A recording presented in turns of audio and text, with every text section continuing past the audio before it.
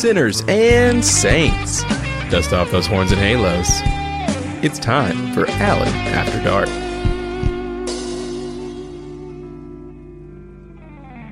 Is it just me, or does it feel like there's a formula to relationships?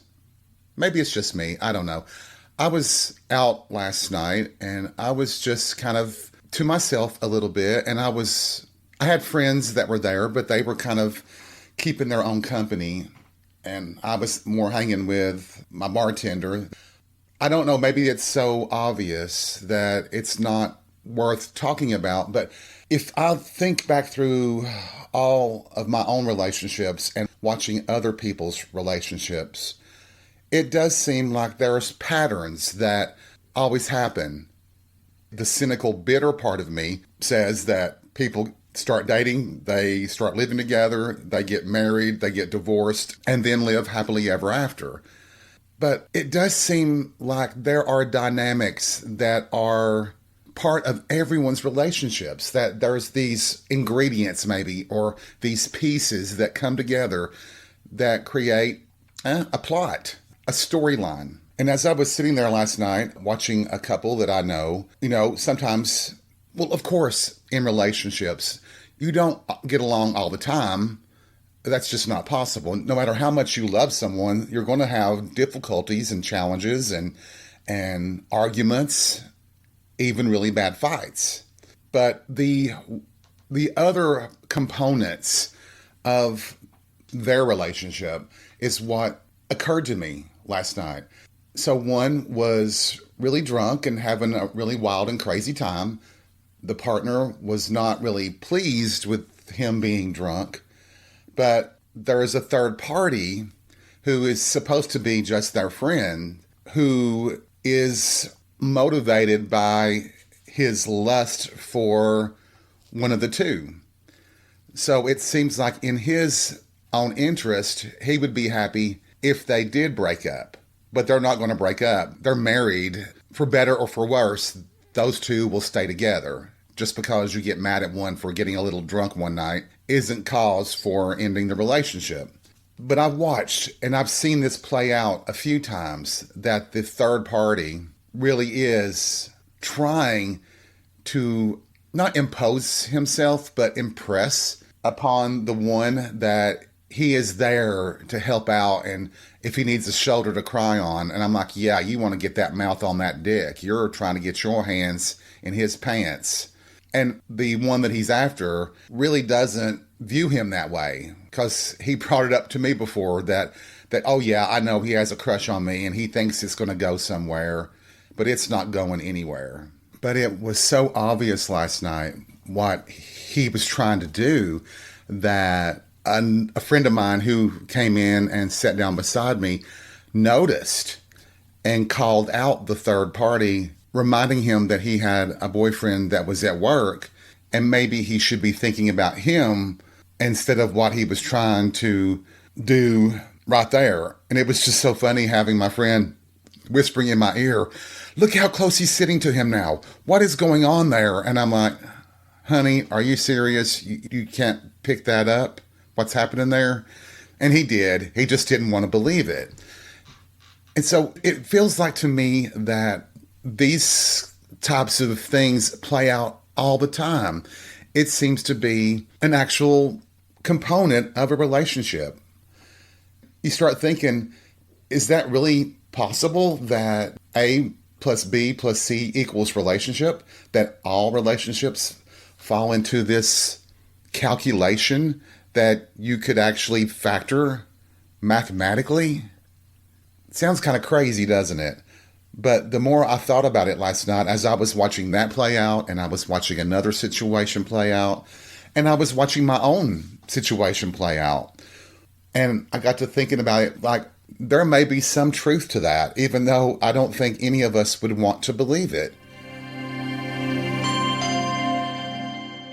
You think that it's possible that there is this actual formula that can predict the flow of a relationship, almost like an E equals MC squared, that if these components match this total, that the result is a lifetime together. If it doesn't match these things, it will result in having an affair or a breakup or a terrible relationship, maybe. It's awful, though. I think we all, when we jump into a relationship, well, when we develop relationships, going into it, I'm pretty sure none of us expect it to be bad, right? We go into it thinking that this could be the one. And we always are disappointed in our own judgment when the relationship doesn't work out. Well, at least I am, or I was. I've not dated anyone in, God, 12 years now? I've had a few hookups, but even that, believe it or not, doesn't interest me as much as it used to. But I've mentioned before that the power elements of relationships can be just as erotic as the physical part. I think that the body wants what the body wants, but the mind can be totally more engaging and unzip more pants than just having a great body. But this would be where matchmakers come into play, right? They are supposedly the masterminds of relationships and can match you with the perfect mate. And you have to wonder, well, do they have that formula that would work, that would create the ultimate relationship for you? Of course, the thing is that unlike the theory of relativity, the wild card is our own unique individual brains, our personalities. No two people are alike. And while there may be the foundation of relationships that match, we still have those basic primal urges and needs and frustrations and weaknesses. Even if there is like this mathematical equation that can be a barometer, a predictor of relationships, it can't account for our own unique perspectives. I mean, it would be a law of averages, like I said. It's data that are compiled that can provide us with a snapshot at any given time of where we stand as a society with relationships. Now, I was looking at some divorce statistics, which I found interesting because I think most of us have always been told that half of all marriages end in divorce, but I don't think it's actually that high. I think the average is about 33% of marriages, first marriages, end in divorce. But I think the rate goes much higher if it's a second or third marriage. 67% of second marriages end in divorce, and 73% of third marriages end in divorce. That's a pretty high number. But that would be the law of averages. So that means that, 33% of second marriages last, and only, 27% of third marriages last. The bottom line is that relationships are hard, challenging, and it sometimes just isn't worth the effort to make the relationship work. When same-sex marriage was legalized in 2015, I believe that some in the gay community looked at it almost as a responsibility just to go out and get married, almost making it a novelty at first.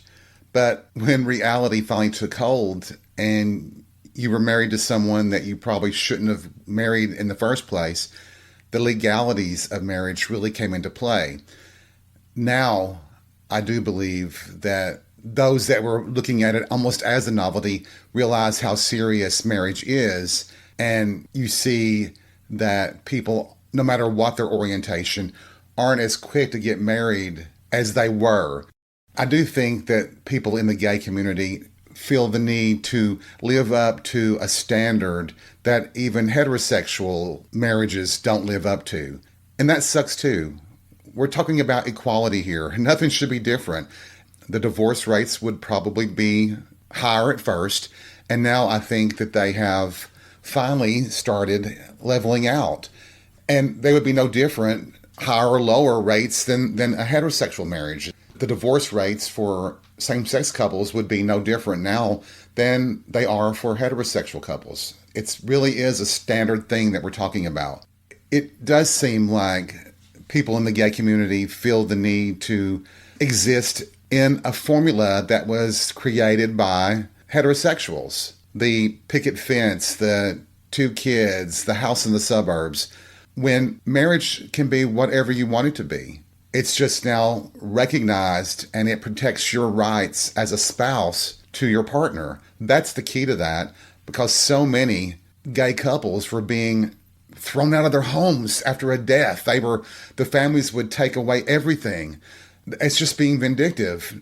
And Obergefell versus Hodges, when the Supreme Court ruled on that case, that protected us on the legal side. It doesn't mean that we have to conform to the formula, the rules, the standards that were set by heterosexuals. And by the way, heterosexuals haven't done so great with marriage either. I guess what I'm getting at, I'm just kind of saying, instead of saying that these are the foundations of American culture, society, I'm putting it in the terms of mathematics, aren't I? Boy, that sounds really awful to say it that way, that I'm looking at it purely from a scientific point of view, even though God knows I'm not a scientist, Jesus Christ. I do well to mix my liquid IV in my water bottle correctly. But it really is something to think about when you watch the evolution of people's relationships and their marriages. My parents have been married for a long time, going on 60 years. And I feel like they may hate each other now. And I wonder if they really dug deep when they got married so many years ago, would they have really done it? If you had more options, if you weren't under pressure from your family to be married and have kids, what would their lives have turned out to be? What would any of our families be like? I just don't know. I don't know what the answer would be on that, because it's really, and you can't cry over spilled milk, right? That's all said and done. You can't go back. That's why I don't really believe in actual time travel, because if we could do it, we would fuck up everything. Everything would be so messy. It would be, you would never have the same life. I guess this is all why I'm so cynical and single and indulge in my porn watching, probably to my detriment, because we all know that porn, today's porn, is not, well, you should never believe it's real, but it, the ones that have their OnlyFans pages and stuff like that, it's like, do they really have that much sex? And how did they not run out of energy? And what are they going to do when they get to be a man of my age, when the body doesn't work as well? It's all a formula too, right? You work it while you can, and then you have to change when it doesn't work anymore. At least like it used to. A lot of my cynicism isn't just with the gay community, my community, and men in particular. It does partially stem from the way the traditions here in the South have been. I can look back through my past at situations that, looking back on them now, were absolutely horrible. I have a cousin who got pregnant at age 13, and her parents made her marry the father. They got married. She was fucking 13 years old. He was like 16, maybe 15. You really think that they have the wherewithal, the mindset to not only get married, but to raise a child? Well, I'll tell you, they didn't.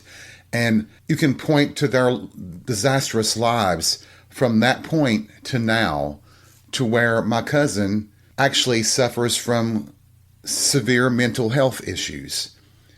I don't think Southern culture takes into consideration what these so-called traditions do to the actual person.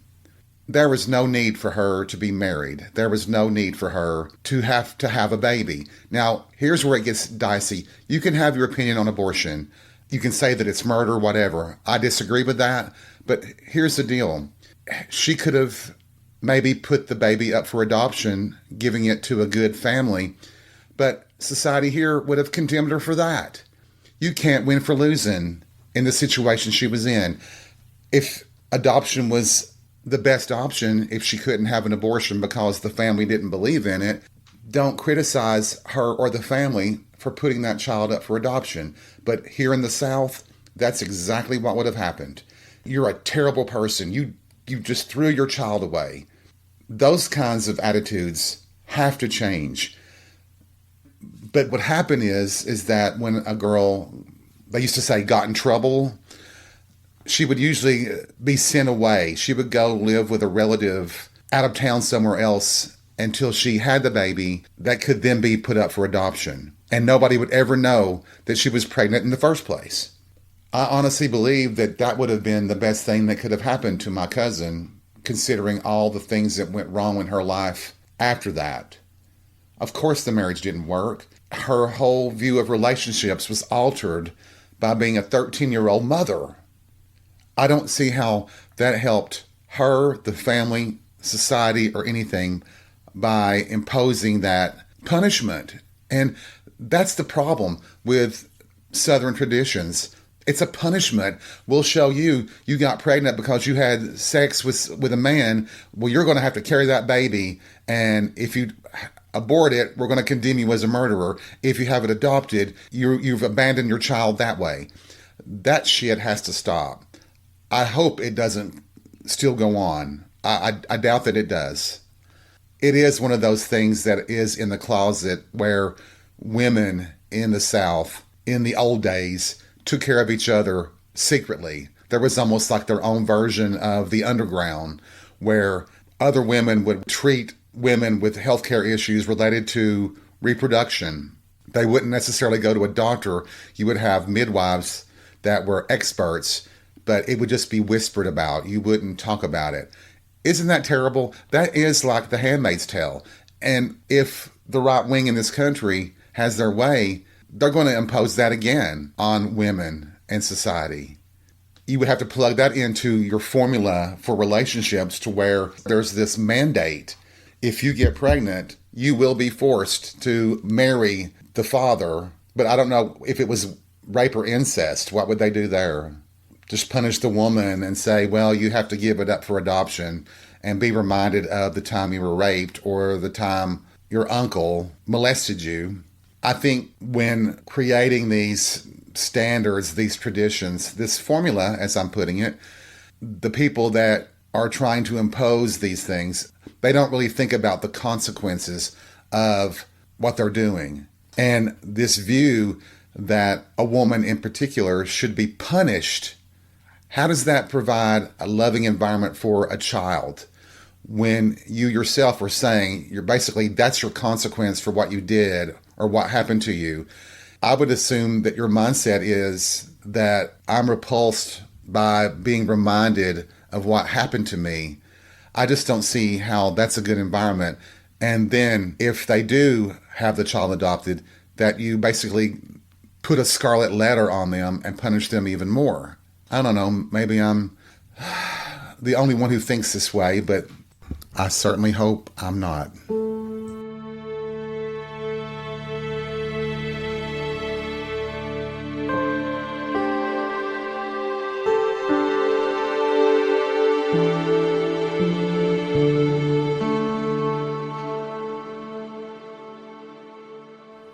I really hope that there isn't a formula. I just kind of want to pretend like it's algebra and you have to just accept it for what it is. Last night, I was talking about the three people, the third party trying to impress upon the one he was attracted to pay more attention to him. Well, an interesting little twist here.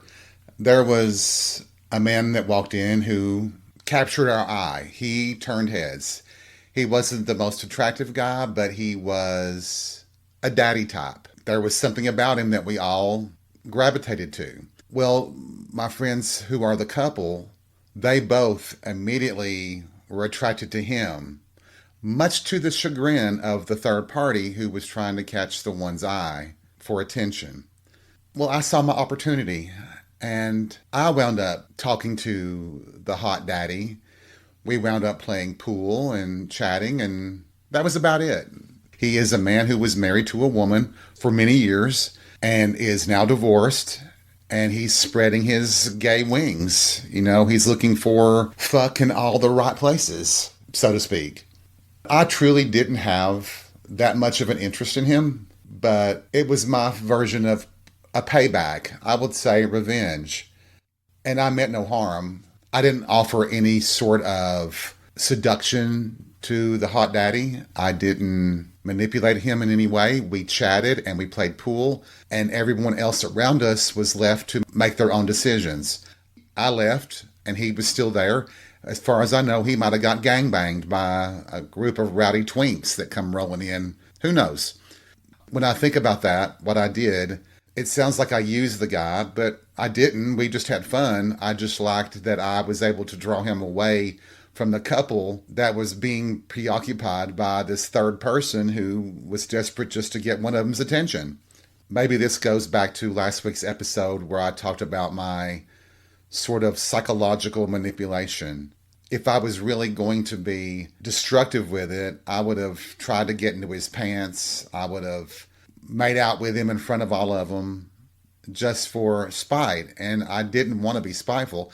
I did actually enjoy talking to the guy and getting to know someone who was new to the bar. I just happened to enjoy a few satisfactory perks. Yeah, I know. You're all calling me a spiteful little bitch. That's okay. But it was enjoyable seeing them watching me talking to the guy that they wanted. Petty? Perhaps. Enjoyable? Very much.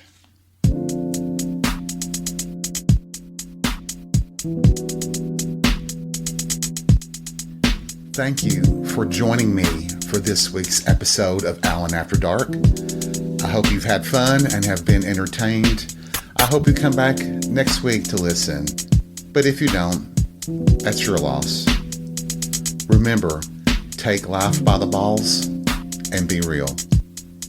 We'll see you soon.